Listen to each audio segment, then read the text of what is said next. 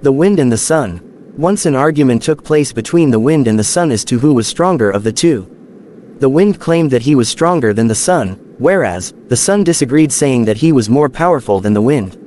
Of course, this was a friendly argument, but there seemed to be no end to it. After a marathon discussion, they both came to the conclusion that mere discussion won't serve any purpose. They, practically, have to do something to prove their point. Just then, they saw a traveler walking down the road. The sun got a bright idea and said to the wind, "Let's test our strength on that man.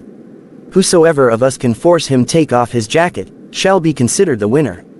Have your chance first." Saying this, the sun hid himself behind clouds and got ready to see the fun. The wind took the first turn. He blew an icy blast. But the harder he blew, the more closely did the traveler wrap his jacket around his body. The wind tried everything, clung to every ruse.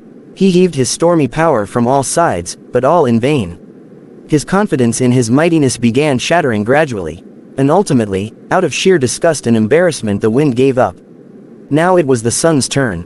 He gently put aside the patch of cloud which served as a veil a moment ago. The anthelion around the cloud disappeared, and now the sun was in the open field with all his vigor. He began to shine with all his might. The traveler felt the warmth of the sun. Then gradually the sun grew hotter and hotter. The traveler first loosened his jacket and then finally, took it off. He began to perspire. He sat in the shade of a tree and fanned himself. Thus, the sun proved himself to be stronger than the wind.